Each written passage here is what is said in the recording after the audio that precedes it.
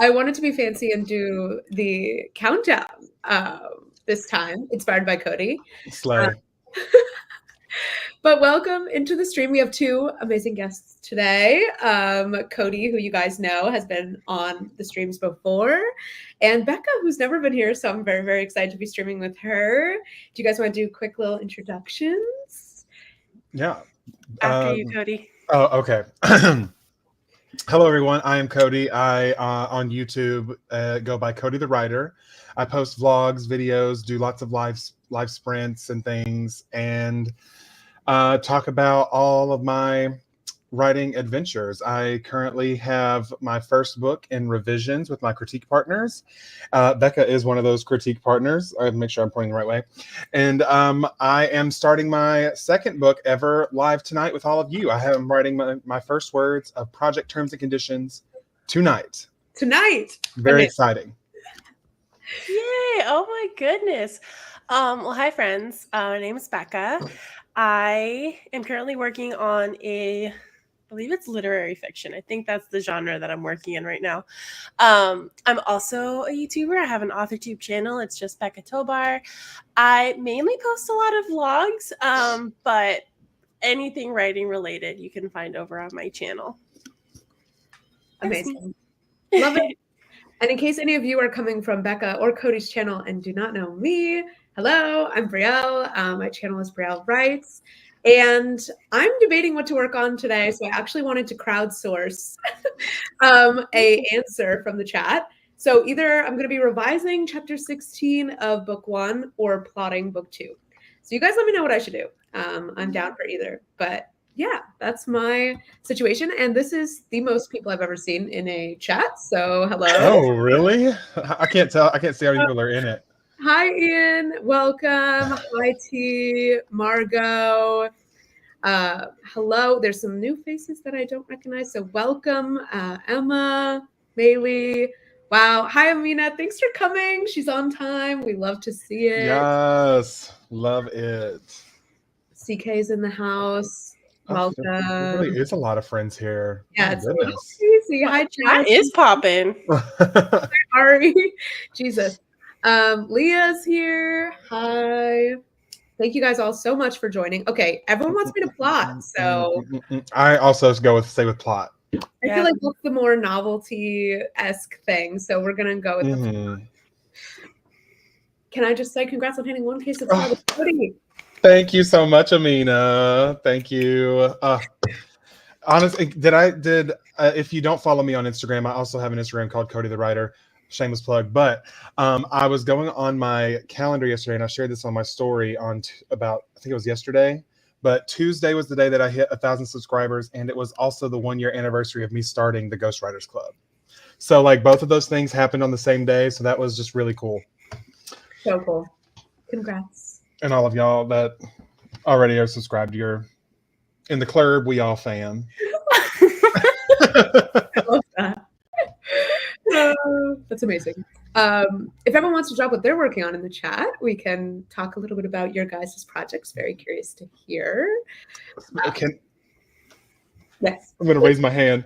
Hold on. I got to go back in the chat. I was in Mick's stream that she did earlier today.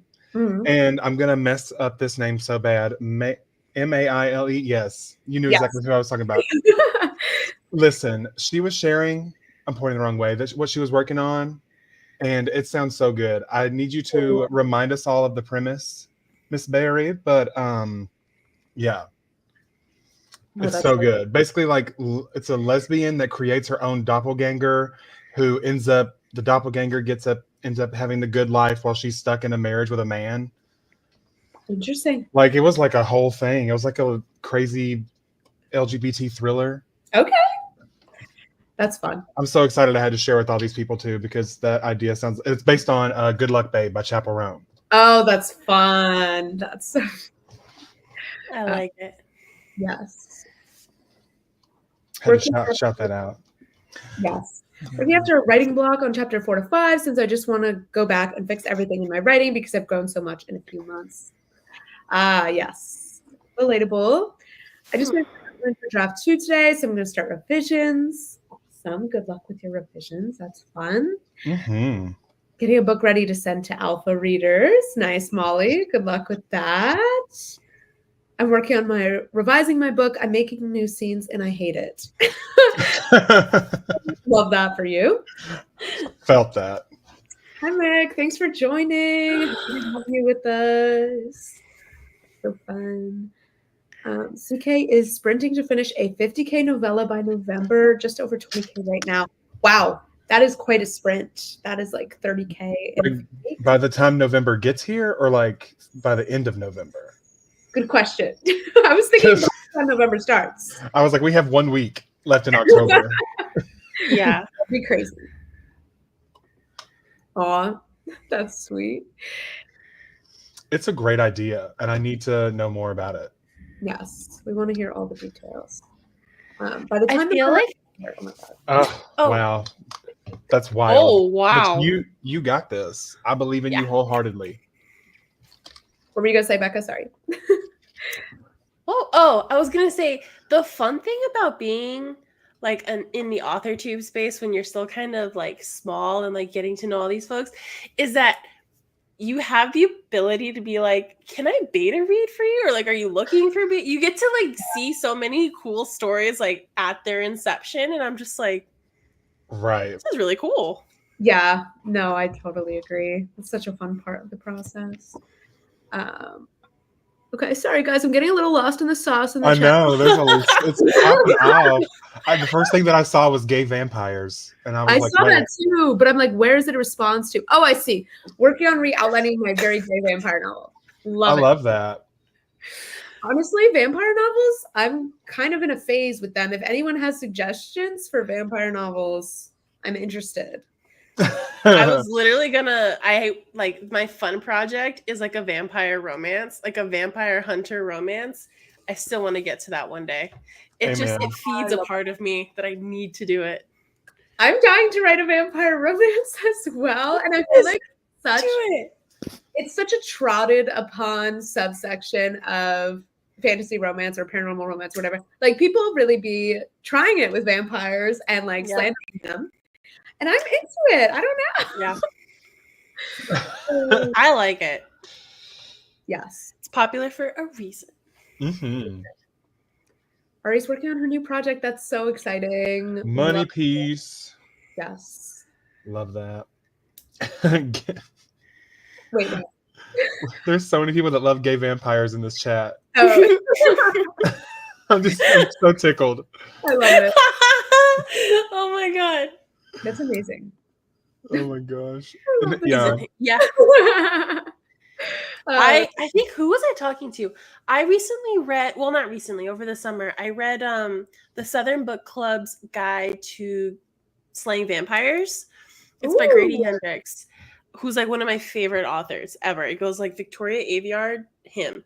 And it brought up so many interesting questions about like how inherently sexual vampires are and queer. I love that conversation, CK. So if you ever want someone to talk to about that, I'm here. I have a really fun vampire story to tell about my past trip to New Orleans. Oh, please spill. Okay, so there's not a name for this place, but I did find a speakeasy in New Orleans, and actually you can't find it. You have to be guided to it by a local. And I guess, they liked our energy, so they guided us there. And basically, the speakeasy is like a vampire lair where, like, everything is served to you in, like, a little black coffin. And, like, you can get, like, love potions as, like, drinks and stuff. And basically, the way you do it is they give you a card. There's an address on the card. And then it says, find the empty courtyard. And then walk in there. And then it says, look for the vampire and tell him that the vampire sent you. And he gives you like a little stamp of a bat on your wrist and like lets you into the vampire lair. Wait, that's so fun. It was the coolest experience I've ever had in New Orleans, and 10 out of 10 would do it again. Okay, gee, you heard it here first. That's very cool. Yeah, everyone's shook. Me too. It was the coolest thing, and like first we were like, "Are we gonna die? Like, is this how it ends for us?" But luckily, we did not die, as you can tell. I love that. Yeah. Okay, yeah, people are recommending this Ravenous Fate. Love that. Yeah. Okay. Should we do a question or should we get into the first sprint? I'm fine either way. What do you guys think? I'm down. You know I love to yap. We'll do one. I have and a then question. Yeah. Okay, we'll do one question and then we'll jump into a sprint. If you guys want to drop some in the chat. What did you get turned? That is a secret from me and only me.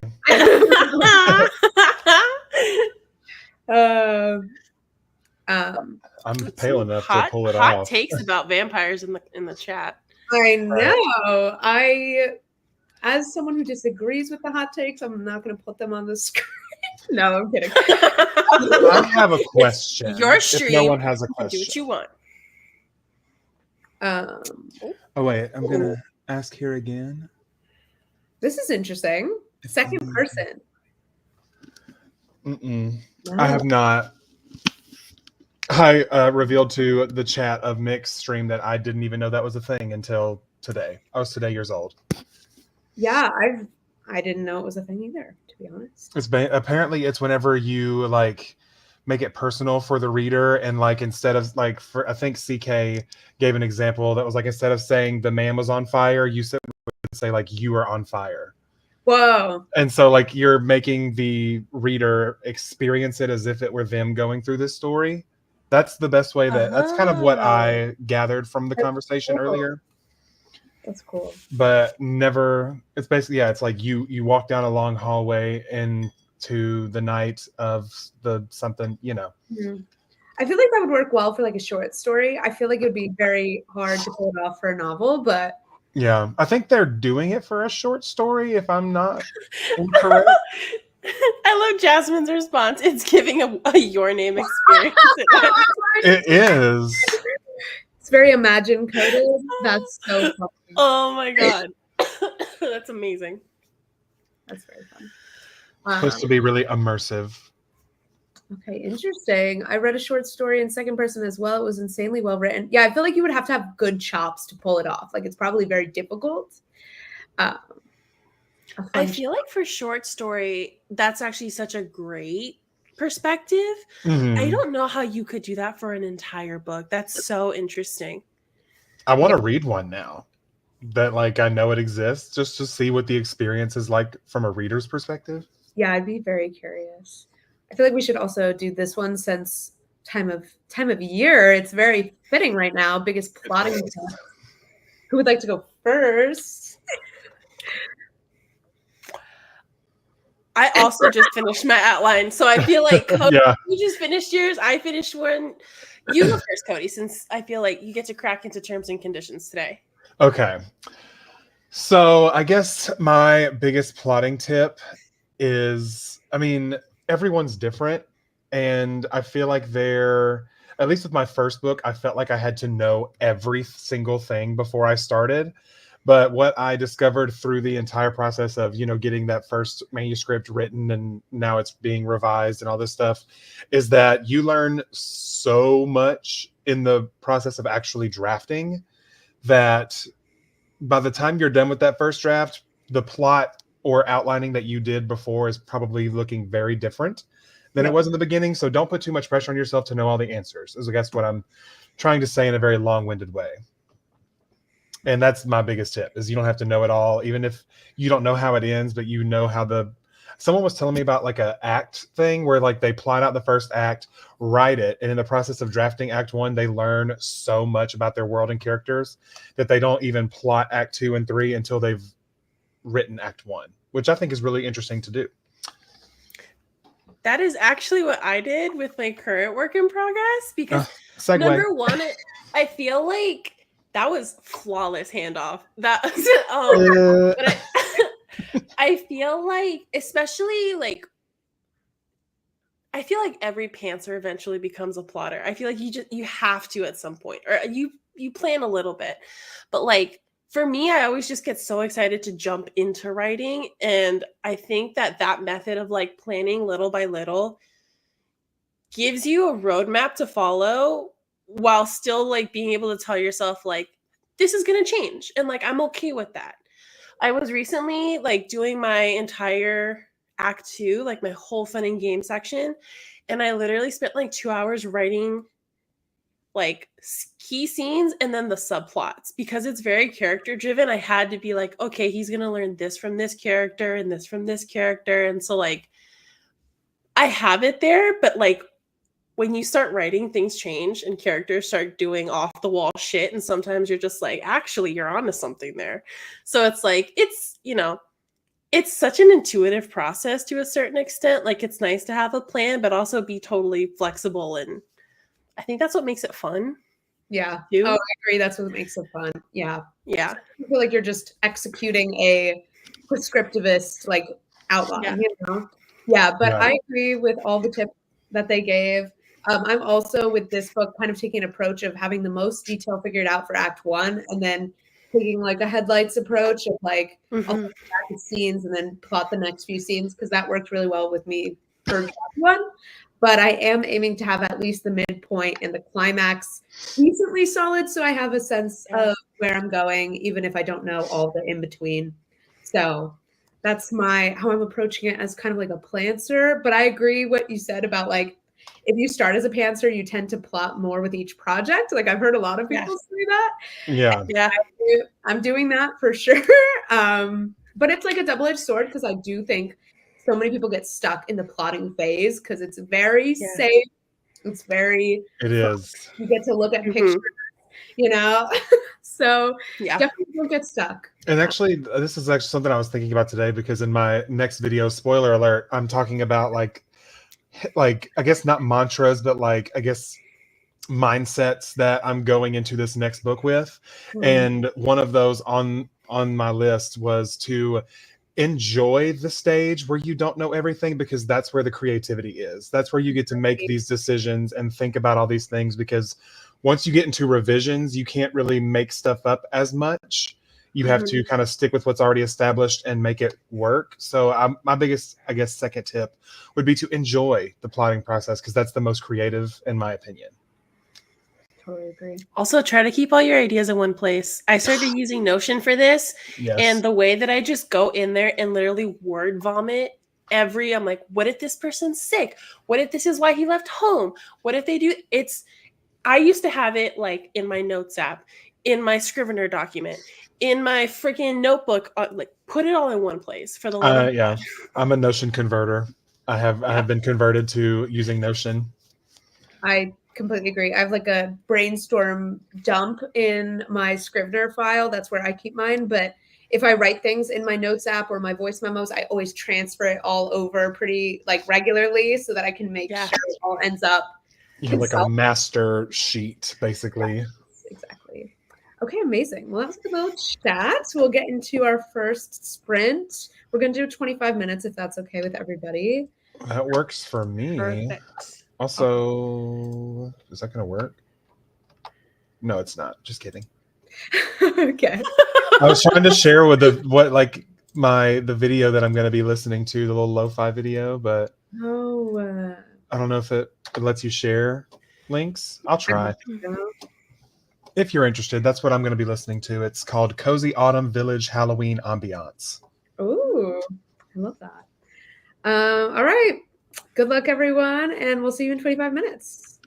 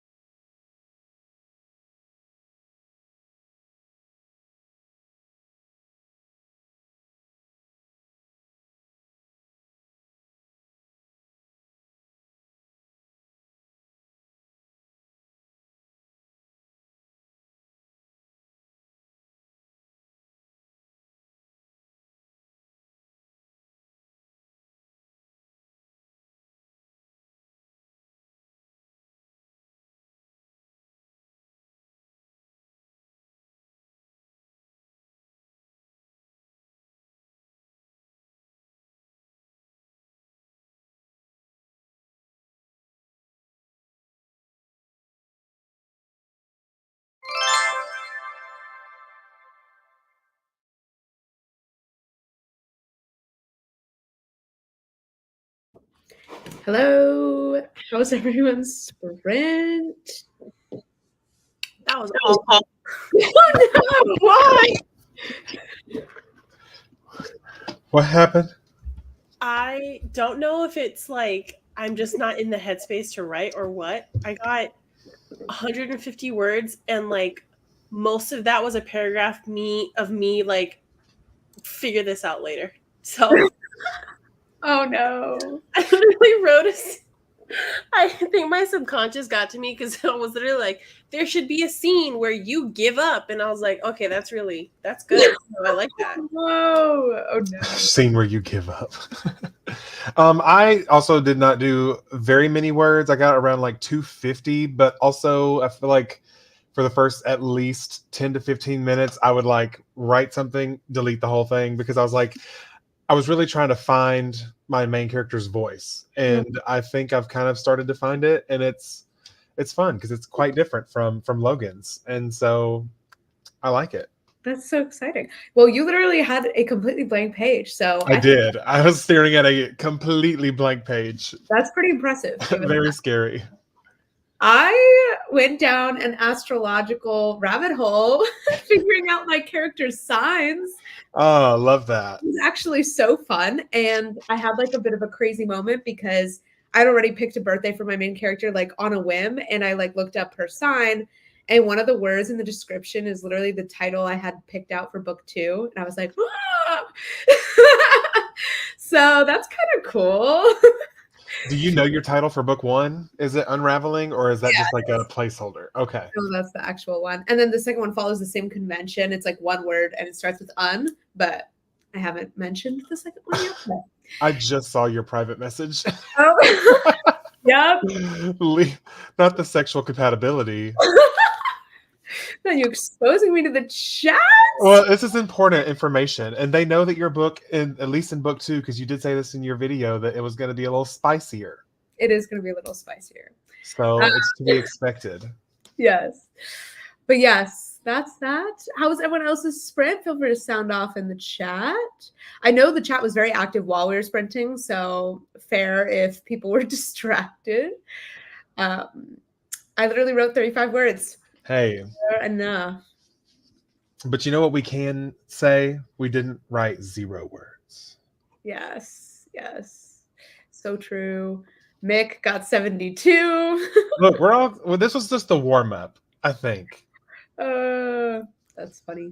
Wrote about 790. Okay, Jess. You better work. That's amazing. Jess, what is it? Share your secrets. Share the blessing with all of us. Oh, and CK. Oh my gosh. 872 is crazy. Wow. It's amazing. Good for y'all. Let's see. Sorry. Mick loves the connection with the astrological thing. Thank you very much. 6 words from Tia. That's great. Amazing. Well, sounds like a mixed bag, everyone. It's only uphill from here, you know? I wrote words in the chat. Does that count? I'm dead. It does. I think. I'll count it, yes. Okay, amazing. Well, if everyone wants to drop some questions in the chat, thank you for bearing with me as I try to keep up. You're doing great. Thank you. Definitely the most people I've seen on the stream, so thank you guys for coming. Very cool. Wow. Yeah. Cool. My dog is vying for my attention. She's like, hello. You gave me only 20 minutes of pets before you sat down at your computer, and that is not enough. That's never enough.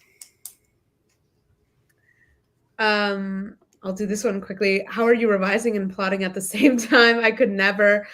Yeah, it's going to be a very short period of time that I'm kind of in both projects. It's truly because I think if it was 2 totally separate books, I would really struggle. But because it's a sequel, it's like the voice is the same, the characters are the same. So I don't think it's throwing me off that much. But it's only going to be for like a week or 2 that I kind of am doing both simultaneously. And I'm not doing them in the same session. Like I'm choosing one each day type of thing. Oh, this one's fun. How did you figure out the physical descriptions of your characters?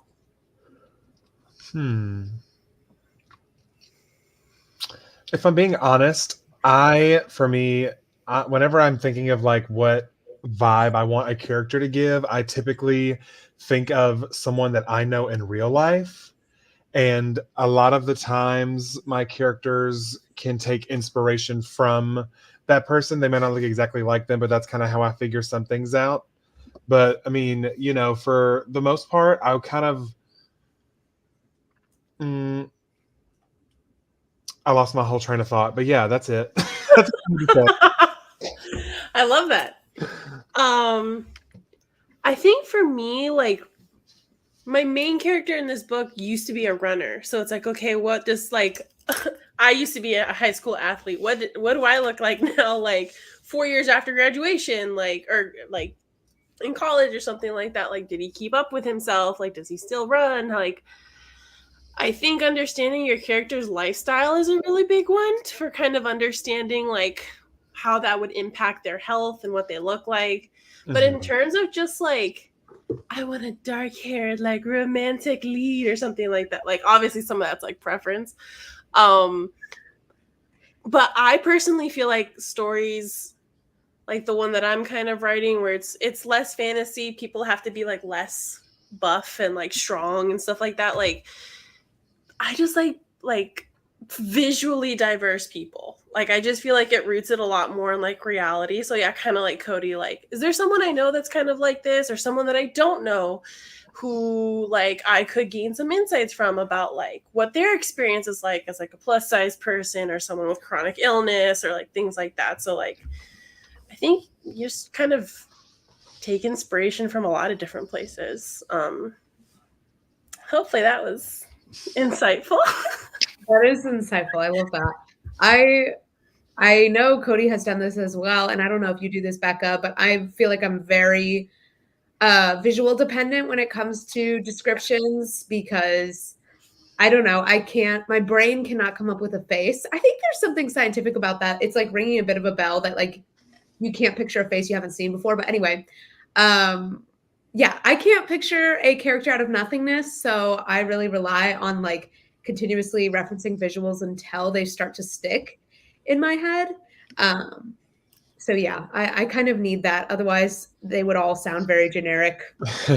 You know, what's like, so I heard someone describe it a little bit like, because I have that a little bit, like, they're like Monets, where it's like, I need it. I can see like if they have rounded features or softer features, because that like harsher features are like a specific kind of character versus like someone with rounder features or red hair. It's like, you get to see this idea of a character. I think I asked you in a stream one time of like, oh, is there anyone you would ever like fan cast for like I never do. I know a lot of people like to, but I'm like, I feel like if I come up with someone, like suddenly they are dead to me. Like, I can't picture that person as my character or anything like that. So it's just interesting. Yeah. Yeah. Someone asked. Look, another good segue, Becca. Wow, you're on a roll. Like fan casting, I used to do when I was on Miss Literati, which was like a bootleg Wattpad. I used to not the bootleg Wattpad. Mm-hmm. And interestingly, I almost feel like it made things worse for me because then when I was picturing that celebrity, I wasn't really picturing my character. I was picturing that celebrity. Like I couldn't make the connection enough because I was just like, well, that's an actor I recognize. That's not actually my character. So I don't find it to be the most helpful just because I need a purely new person I've never seen in order to buy it, that it's my character. Kind of like how when a franchise uses a really famous actor for like a character you love and you're like, I can't believe that that's them. I already know that person. Like Tom Holland in Uncharted. Yeah. So yeah, I don't know if that's a common opinion, but that's how I feel about it.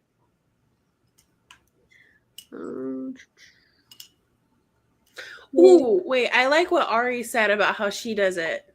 Oh, okay. Something I like doing for descriptions is actually brainstorm a list of verbs and adjectives for specific characters they use for only that specific character. It really differentiates them. Wow, that's so smart. I really like that.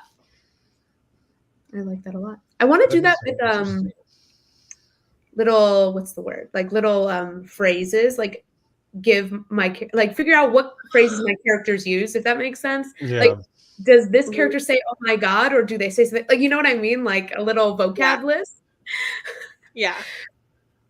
Like that would be helpful. Have you, this might be so hardcore nerd on my part, and I may be seriously outing myself, so forgive me. But have you guys, either of you heard of Vox Machina? Like the legend of Vox on Machina? Amazon Prime. Yes. So that was a D&D campaign that got animated. It's like super popular. And like, if you want a masterclass on characters, I think that's one of them. But my favorite thing is that they have this giant called Grog, and his catchphrase is, "I would like to rage." And so, like, I just think a catchphrase is so good. So I'm all for it. Do we have some? Absolutely. Okay, thank you so much. I have nerds in the chat. I love y'all. Nerds in the chat. What type of people? Also, Vox Machina is just a good show, period. It's just very good. Lots of love for it in the chat, apparently, which is amazing. Oh, that's fun, CK. An RPG for writing video coming out. We'll be looking out for it. Very fun. When I was writing my fantasy, I relied heavily on like D&D for a lot, like the books, for a lot of inspiration. So I think it'd be really cool to do that, to like, I don't know, a fantasy story. Like if I want to do one, like all my friends, like we play together and like we name all of our characters, and I'm just like, we play the game and I like notate everything that happens. Oh, that's fun. Then turn that into a book. That'd be so fun. That sounds like a fun challenge. Right? Ooh, Cody, I'm going to put you on the spot. Do you have any about your cover? Whatever you're comfortable sharing, but I know you're in the process with that. Do I have any like tips about it? Or like updates, just like a little. Yes. Oh, no, I did get my gallery of mock-ups from my cover designer, and both of you have seen them. And you both voted on which one was your favorite. And actually, I think you both picked the same one, which is good because the one that you two picked was like the predominant one that most people were choosing.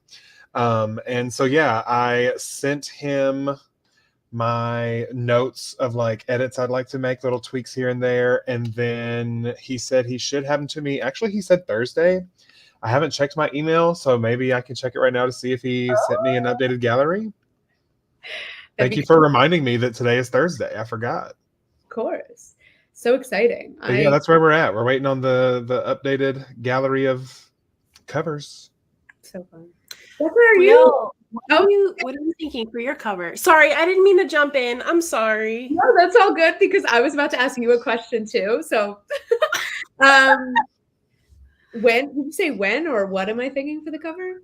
Yeah, like, have you started thinking about what you want? Like, I know you're still in revisions, but I feel like it's so hard to not think about it. Like, do you have an idea for what you want? Yes, I did in fact book a cover designer like 6 months ago. So I've been thinking about it, but I'm still kind of thinking, so it's going to be like one of those fantasy symbolism type covers that are obviously like popular right now. Mm-hmm. I was originally leaning towards like a typical dark and moody, but I've been seeing more and more books with like bright covers, like white bases for like fantasy and stuff. And I think I'm obsessed actually with like that more like unexpected feel. So I might actually go white or something brighter. We'll see. Interesting. Yeah. I don't know if you've seen the cover for Inferno's Heir. No, I'm gonna have to write this down. It's very pretty. And it gives me, it's not quite white. It's like a very light pinky cream color. Ooh. And it's gorgeous. It's stunning. I really like it. I think it's something different other than like the typical dagger. That's gorgeous. It's almost like a game card, honestly. Yeah, that's cool. Yeah, kind of gives like a tarot card. I want to liven things up because like even looking at my bookshelf, like my fantasy section is all black. And I'm like, I love the vibes, but I'm like, it would be kind of fun to have something different, you know? I don't know. Yeah. So cool. We love bright colors. I can't remember how much I know about your publishing plans. Do you plan to self-publish or are you going to go trad? What's the vibes? That's such a great question, bestie. So as of right now, I would love to try and get this one traditionally published. However, if I strike out, I still want to publish it. So if that doesn't work out, I will self-publish. I'm fine with that. I think as I'm learning more and more about publishing in general, both traditional and indie, number one, I need more indie author recommendations, if I'm being completely honest. Like, I want to build that repertoire up because I'm really just not that thrilled with stuff that I'm seeing coming out of traditional publishing in general. So, like, that's one of the reasons why I'm like, I don't know if I want to go that route. But really, I'm just trying to get this thing done. You know what I mean? Yeah. But I would love to try. I think it'd be a cool experience. Like, I think you always hear about people in like the query trenches. And I'm like, I'd subject myself to that for sure. Yeah, let's try it. I'm down for the experience. That's amazing. Yeah, I'm sure you'll learn a lot regardless of what ends up happening and like be able to apply it to your self-publishing plans if the agent doesn't work out. But that's exciting. Yeah. Amazing.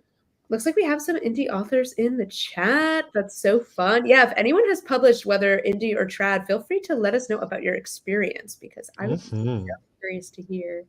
And we are nosy. I think, actually, shameless plug for somebody else. Michaela, if you're here, I will never shut up about you, bestie. I was watching her Pen to podcast with Tien Vitus. Oh, yeah. Her? Oh, it might have been her, or it might have been the very first author that she interviewed, where she has an agent, but the agent was like, go hybrid, print this one indie, and then like we can see about doing something else traditional, like put something else on submission. And I was like, I never even considered Kath Richards. Is that who it was? It looks like Richards is who it was, potentially. Yeah.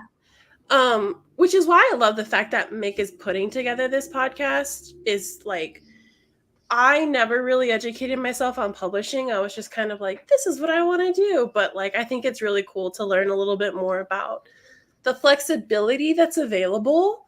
That, you know, it's optimistic. I think it should keep people motivated. Yeah. Oh, that's sweet. I agree. And I think the boundaries between trad and indie are not as like separate as they once were. Like, even we're seeing more books that were indie published get picked up, and like things are just evolving where I feel like there are more hybrid authors and more like options, I guess, possibilities. Yeah. Yes. CK said we should totally talk. You guys shoot me a DM. My DMs are open, people. I'm just waiting. I'm just kidding. We love the love for Mick. That's amazing. Cute. Yes, we love a great role model for the hybrid model. That's so cool. I have a question if we have time for one. Let's do it. So let me make sure I can word this the best way. So, because we're talking about, you know, traditionally published versus self-published and stuff like that. A lot of the times, at least from people that I've talked to that are indie publishers, they indie published because like because of the, I guess, the restrictions in traditional publishing. Like, for example, we've been talking about fantasy right now. The thing is duology, but if you have a series, then you're kind of less likely. So I feel like we've been seeing a rise in self-publishing because traditional publishing is only going to take things that are writing to the market. So I guess, how do y'all feel about whenever you're, I guess, choosing what to write, how much of it is something that you're exploring and how much of it is being written to market, I guess? How much do you consider that in your writing? Brielle, do you want to go? I got real deep on you. I'm so sorry. That's such a great question. That is a great question. I think that we're in a very unique situation because we are publicly writing. So at least for me, I feel like I've been a little bit spoiled in the fact that I'm like, haven't had to think too much about marketability because I'm like, someone will read it. Like, I have people, like, someone's going to read it. And because traditional publishing isn't something currently on my radar, I truly could just kind of not think about the the marketability and have that privilege. That being said, I wonder if I would feel differently if my idea had been in a more niche subgenre. Like it's a fantasy with a romance. Like it's pretty, palatable. So I'm curious if I would feel differently if I got an idea that was just like totally in a different realm. But yeah, I don't know. It hasn't been something that I've thought about much. I mean, besides thinking of what tropes fit into it, but I never set into this book like, I want to write with these tropes. It just kind of happened naturally based on what I enjoy. So yeah. How do you guys feel? I feel like a lot of writers might be in the same boat where it's like, none of us want to write for the market. We could give less of a shit about the market. We just want to write the things that we like. And it's like, I've noticed this with media too, like movies, TV shows. Nobody wants to do anything original anymore because if it fails, they lose money. It's a lot easier to do Freaky Friday 2, Princess Diaries 3. It's a lot easier to come into these IPs that already exist. Yeah. Even if it's not very good. Beetlejuice. Okay. That's tea. So like that's why like when even when I'm considering like traditional publishing, part of the reason why is really just to be able to say like, that'd be cool to say that I did, but it's like, I'm not going into that with the expectation that it means it's going to be a success. Yeah. Like they will not market your book. Like it made me feel like it does not matter. Like it's all subjective. So it's like, it made me really happy to see people in the chat are like, absolutely not for market. Like writers are writers because they have stories to tell and they want to write weird stuff, to be honest. Like, or like very cutesy romantic stuff. Like that's exactly, it's like, I keep thinking about the fact, I think Sabrina Carpenter was telling the story about how her executives told her not to release Espresso because it was a bad song. And then look at it now. It's like one of her, it's her number one. I'm like, why am I listening to somebody? Why would we listen to you? You're so far removed from what people actually want to read. Right. That's so like yeah, but I agree with both of you. I was just curious of what your like thought process was. Like, because eventually we would all love to write full time, and so in order to do that, it's just a conversation of how much of the market do you consider. But I feel like, especially with like us here in the AuthorTube space, we have the privilege of our readers to kind of get to know us first. So at that point, they're not necessarily looking for a specific genre. They just want to hear this story that we have to tell, Mm-hmm. And so I think that that's really cool. And I just write something that I would want to read. That's pretty much how I go into every book. Yeah.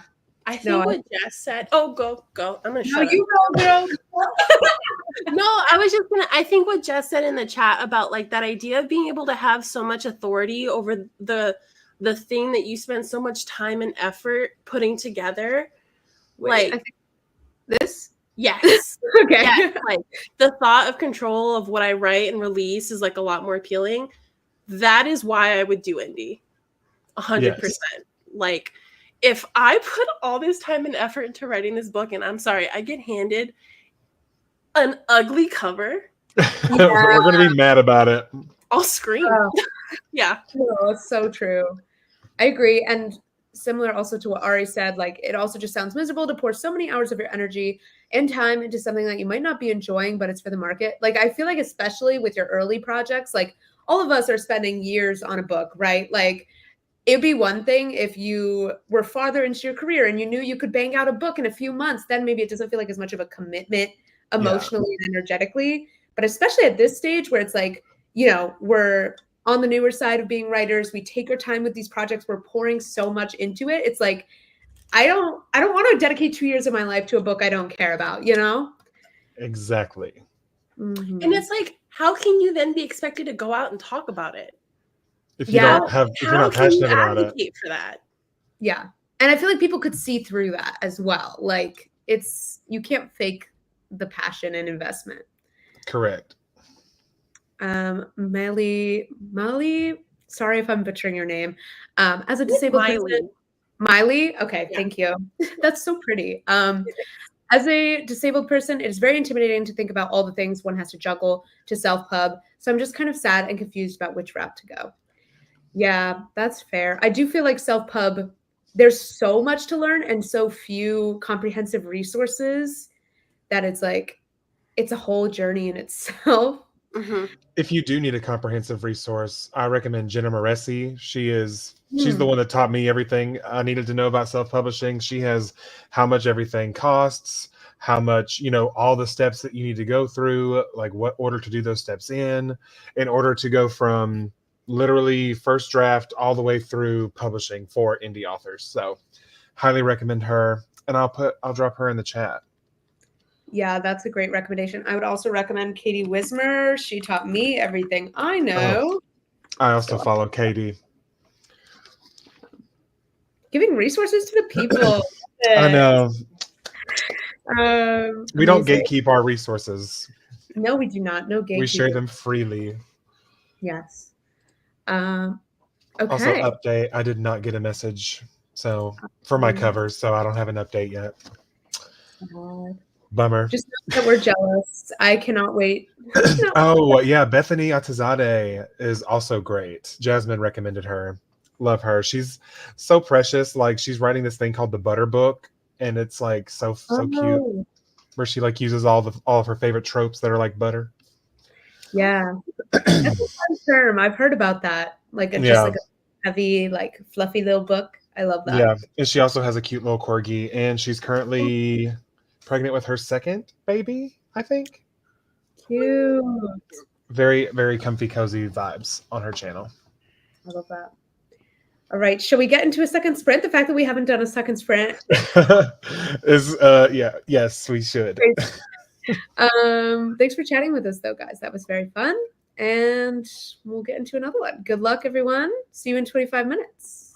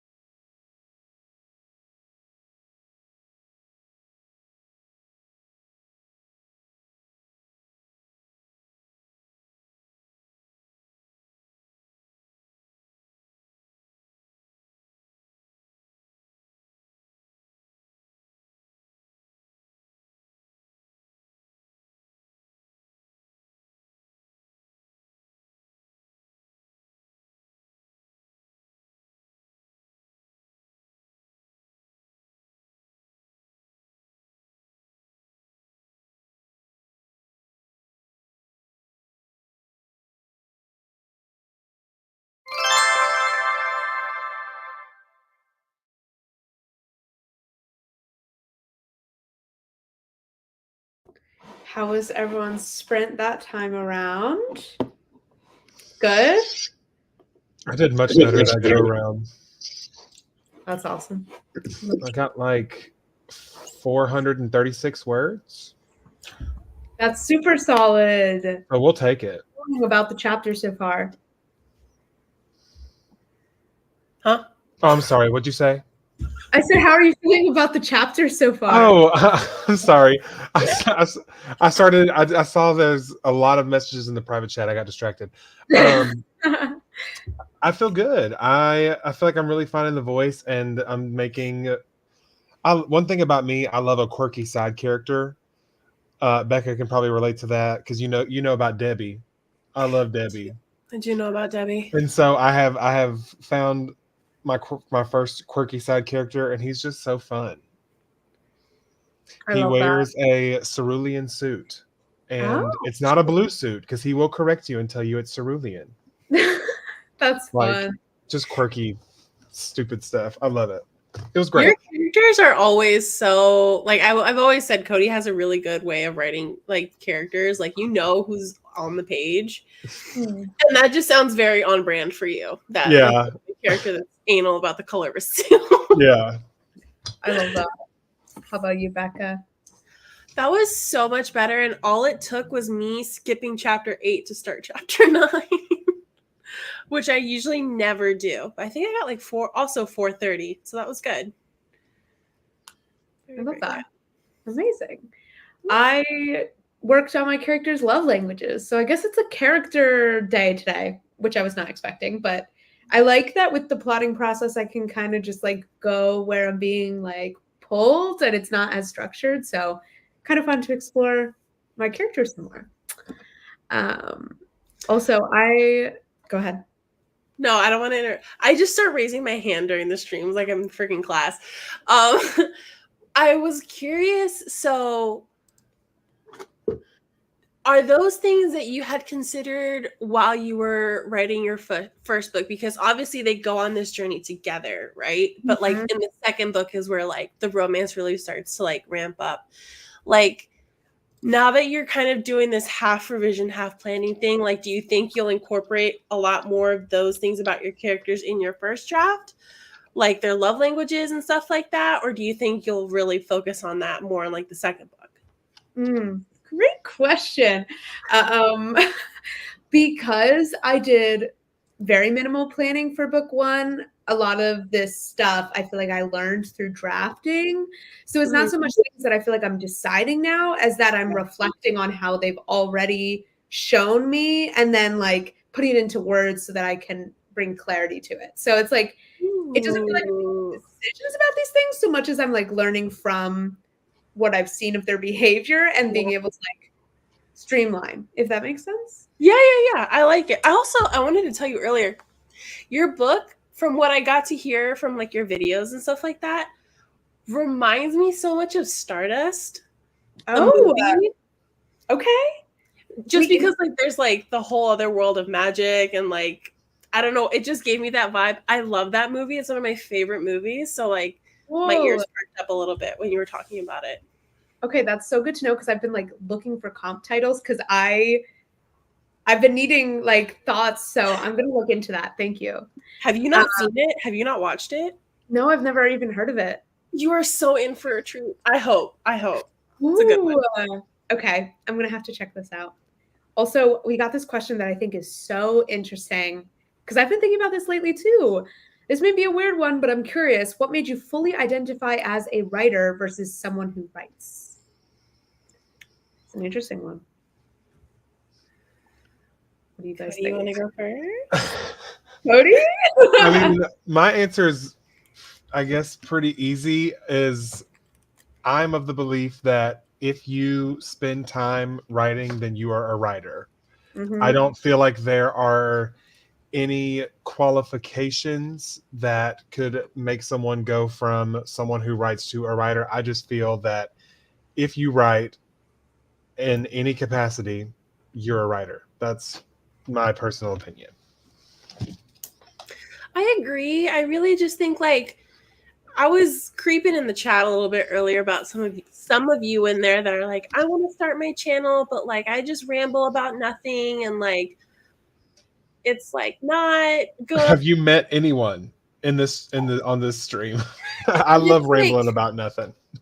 Number one, my advice to you would be think of it as an exercise in your storytelling, because YouTube videos are an exercise in storytelling. But like, you get to have authority over that. No one gets to tell you that you're not. Yeah. I had a really big complex about it because I'm like, oh, I haven't published anything in like a really long time. And like, what's the difference between an author and a writer anyway? And I really loved what Brielle, you said in, I think it's like your weekend as a full-time, as like a writer after you like quit your full-time job, where you're like, I'm going to wait to call myself full-time until that's something I can like really do as like a job. Like I want that to be a moment. And I think having moments like that for yourself is really special when you get to call yourself something specific, but like, you're a writer, you like own it. I've started telling people at work, yeah, I have a YouTube channel and I write, and I die inside every single time, but I'm so proud of myself. No, you shouldn't. People will never find you if you don't advocate for yourself. Yes. First of all, I thought that was so well worded and well put, and amazing. I agree with so many of those feelings, and I'm also currently working on being more comfortable in my life, telling people that I'm writing, telling people about the YouTube channel, because it is awkward at first, and there's like imposter syndrome and fear and embarrassment and all of those things. But yeah, I agree. If you are someone who actively writes, that I think you're a writer. I really hate gatekeeping of terms in all fields. It's always been something that bothers me. I feel like it's something that people who have accomplished something leverage to put themselves on a pedestal, and I really just don't love that. So yeah, I think if you write, you're a writer. I'm withholding using the term author until I publish, but I also don't see any issue with people who use the term author not having published, because you're writing books. So yeah, those are my thoughts, I guess. It's a great question. Good on you for asking it. I really like that a lot. And I could see this. Yeah, I do feel like author and writer, there can be a distinction. Yeah. Okay. Let me see if there's any. I also heard someone once say, I think they said it to Alyssa in her comments section, that if your book is not published, it's a manuscript, not a book. And I hate that. Ooh, I saw that. Listen, I'm just going to say, I'm so thankful that there are not a bunch of jerks in my comments. That was my number one thing that terrified me. I started a channel ages ago, a little lifestyle vlog, if you will. And someone was mean to me and I deleted the entire thing. If someone were to try me now, I'm just like, yeah, like, I don't understand. It's not like I think, okay, so I'm a big fan of the Brittany Broski, and like, you know, people hating and stuff and like people's comments and things. She was talking about how like we live in a culture where you kind of like, I mean, it's like with TikTok and Instagram and all this stuff, all social media has like a For You page now. And so like, you feel like all of your content is being curated for you. And so people have this like mindset sometimes that, like, say for example, Brittany's example was they were cooking something with eggs and they were like, oh, I'm allergic to eggs, I'll die. And then she was like, then scroll, this content is not for you. Yes. Like there's no reason for you to be hateful to the person making something with eggs when you can't eat them. Just keep scrolling, you know. It's not that serious. Yeah. I think there's something. Oh, go, Brielle. No, you go. I was just gonna say that, like, for anyone thinking of putting themselves out there in any capacity, whether it's making videos or like putting your work out there, regardless if it's good or not, you had the courage to go do something badly for the first time. Period. And that's the only way you're ever going to get better. So if people are shitting on you because you had the audacity, I think that's the thing with like a lot of people. It's like you had the audacity to try and you weren't good on the first go. Kill yourself. Nobody. Like what? Like when did we get here? Yeah. And I'm so guilty of doing that to myself, where it's like I cringe at myself sometimes. Where it's like, you're literally the only person that cares right now. Right. None of this is that deep. No one cares as much as you care. No, that's so real. And there was a thought, and then it simply left my brain. Oh, Oh no, and it's story gone. of my life. Story So of gone. I watched it leave. Like I watched it fall out of your head and like It hit really the floor. did. When I started that sentence, it was still there, and then it left. Becca was just talking about, what were you just talking about? Give me like one sentence. Having the courage to do something badly for the first time. Thank you. Period. Yeah. I completely agree, and I think it's also worth noting that the people who are there typing their little piece and giving you crap are not doing the thing. Yeah. And so it's real easy from that distance to hold people to impossible standards and like just look at someone on a screen and tear them apart. But like, I'm doing the thing at least, and can you say the same? So yeah. My favorite comment so far in my time on AuthorTube was someone said, I think they said they were at like the 3-minute mark of the video, and I was still doing the intro. Clicked off, and I'm like, so you left this comment for me before you clicked off my video? And I was just like, all right, buddy, have a good one. Yeah, all right. I feel like those people that are like, oh, you took the time to like set up the camera and film yourself walking and you're the same people leaving these ass comments. Yeah. Like I got one comment on one video, and I was like, Twilight's not that deep, mind you. You will not find a bigger Twilight stan than me. I will tear it apart. But I love that. I love that. It's so stupid, and I love it. And yes, it has meaning, but it's like they went into this tirade about how wrong I was, and I was just like, isn't it so great that you get to have an opinion and you don't have to voice it? Like, or you can, and I just don't care. Like, people are crazy. Right. Right. Crazy. Also, I love this. I'm trying to think about it like this. I work at jobs for other people, and I was uncomfortable starting those jobs, but I want this job. The uncomfortable feeling will pass. I really like that because it's a great point. We're willing to get uncomfortable for other people's needs and what other people want from us, but getting uncomfortable for your own benefit is like so powerful, you know? I really like it. And I like this as well. Everyone who is thinking of making a channel, please go for it because you will get better at editing and speaking. And I would love to have more people to watch. Same. I was refreshing my YouTube feed today, and like no one. Well, Alyssa did post another video, and I'm like, I don't know how she makes so many videos. When she says daily vlogging, I'm gonna be like on the ground, like bowing. Ready. Like, I don't know how she does it, but she's like the only one that I saw that really posted a video today. There might have been a couple others, but like for the most part, I was like, I need more AuthorTubers to watch. So yes, please. I'm going to be very shameless. For anyone that is thinking of doing AuthorTube, literally not this week. I have one more vlog that I'm posting. The next video that I'm making will literally be all about starting your AuthorTube. Period. Like the editing, the behind the scenes, how to get it off the ground. I also encourage you, use my channel. Look at the first video I posted from January and watch one from now. Yup. Go to anybody's channel and do that, and you will see how like we have all improved drastically. Yeah, because that's all it takes. You just gotta practice, man. They're all muscles. Yeah.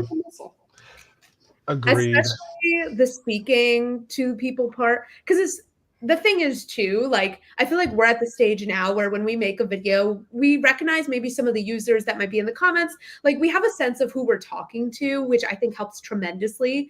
But when you first start and you're speaking into the absolute void with no idea whether anyone's going to watch it, like the nerves of that is crazy. And it's just like, I don't know, if for anyone who's just starting, if you feel crazy and if you feel embarrassed that you're like speaking to no one, just know that that's a universal experience.